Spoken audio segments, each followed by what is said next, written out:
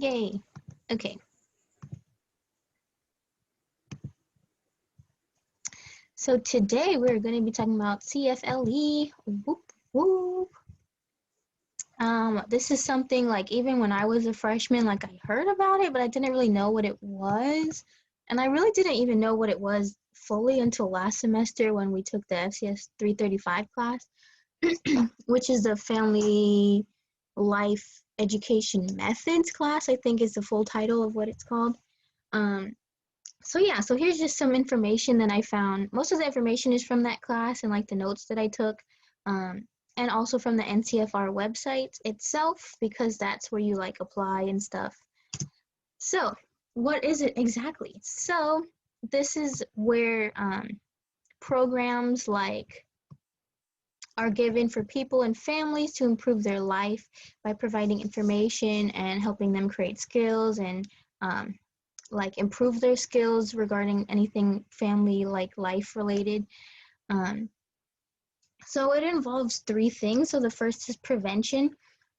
So this is preventing problems from happening. So an example of this would be like giving a program to like parents who are at risk of losing their kids, whether that be because they're like financially unstable or they like have a history of stuff.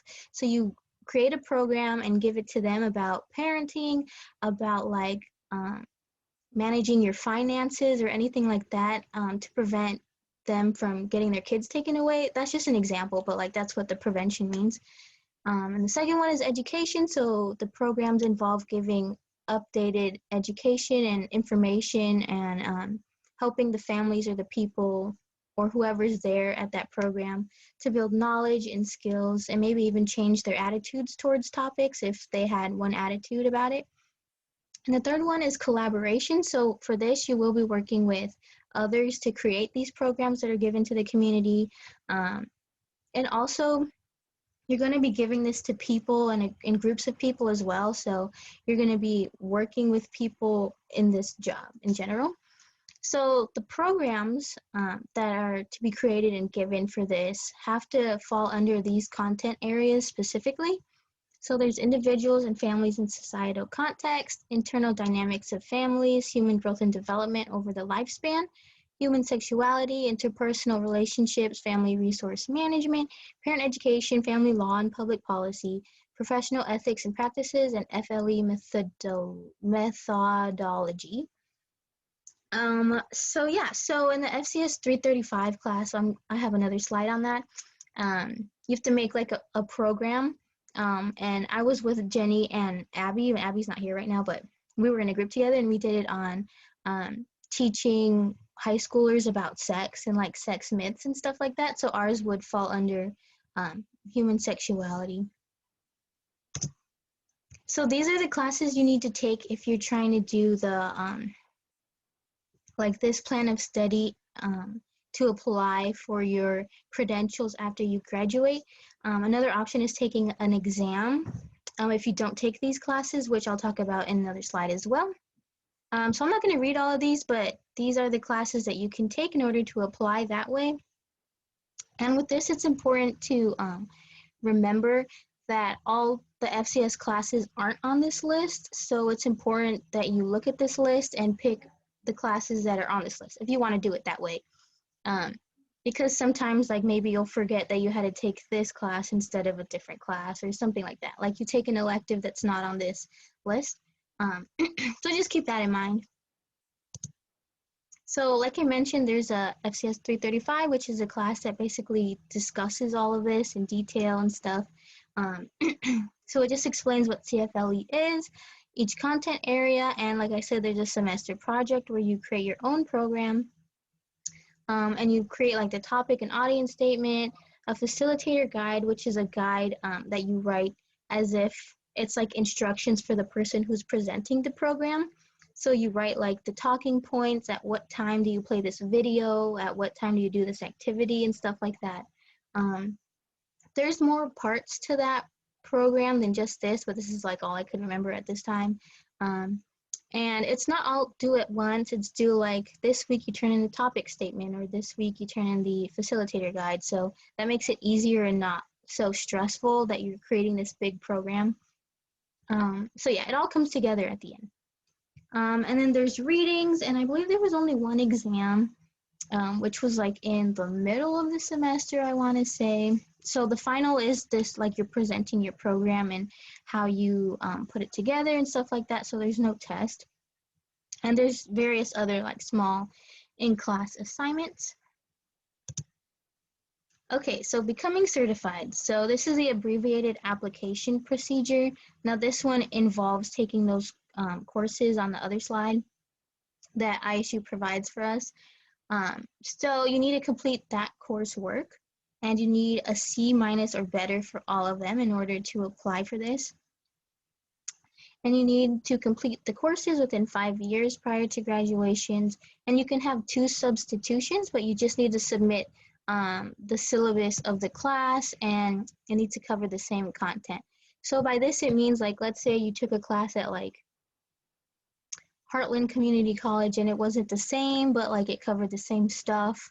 So you can use that as a substitution. Or if you took another class at ISU that was like the same topic and it talked about the same stuff, but it wasn't on the coursework checklist, you can also use that as a substitution, as long as it covered the same information and the same topics.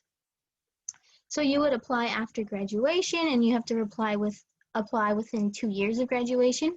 You submit your transcript and your degree, the application form, and you pay the fee, and you also sign the CFLE Code of Ethics. And I believe the fee is more expensive if you're not a member of NCFR. I don't remember exactly how much it cost, but I provided the link there if you need me to send you the link to that. So the other way to become certified is you take the exam. So you submit an application, your fee, and your transcript, and the deadline for all of that is the 15th of like any month that you're doing it. And then you have a 3-month window to take the exam after you submit all that stuff. And then the questions cover 10 content areas, and as you see right here, I put a picture of the percentage of like how many questions there are in the test of each topic. So and you need a 70% to pass. So this is a good option if, let's say, you're missing a course for the other option. And this is what Dr. Harpel said as well. If you're missing like one course, it's cheaper to take this exam than it is to take like another class at ISU, which is like $1,000 or something. So if you're only missing one class, like it's best if you take the exam. And let's say you didn't take like sexuality or something. Sexuality is only 8% of the test, so you can definitely get 70% in the other areas and become certified that way. So you don't have to take like another class and spend more money than what the test is. So to that, there's also levels of certification. So if let's just say that we would all apply after graduating, right? We would all be provisional because we don't have the work experience yet as a CFLE. So this is valid for 5 years, and you can apply for an extension for 1 year up to 3 times, and you just have to document 20 continuing education hours in order to apply for an extension. And the other level is full. So this is when you have more work experience at the time of applying, but you have to submit your work experience, and you need to complete this within 5 years. And then these are the amount of hours you need if like you have a bachelor's, or if you have a master's or a PhD. And then you have to renew this every 5 years with 100 continuing education hours. So here's just like some like fields of work you can work in as a CFLE. Educational settings, let's say like you go into health classes and you like talk about certain topics, like what me and Jenny's was, like sex and stuff, or like drugs or stuff like that. Medical settings and caregiver and long-term care programs, you can talk about like like the stage of life of older people who are in the hospital or something, or like bereavement and how to grieve and stuff like that.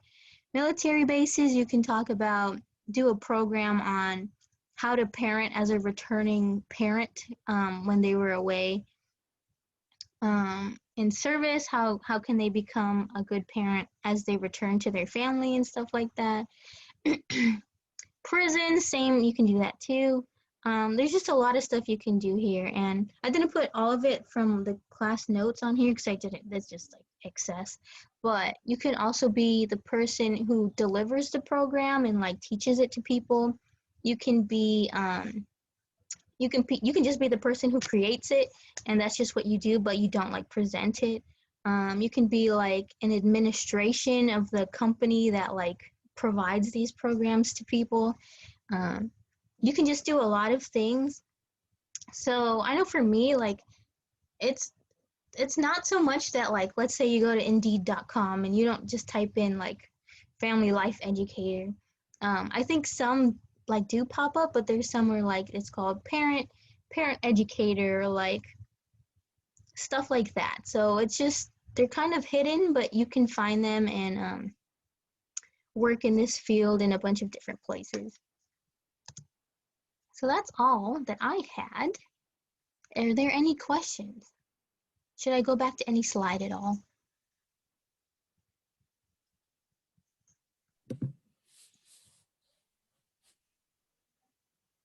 Nice. Okay.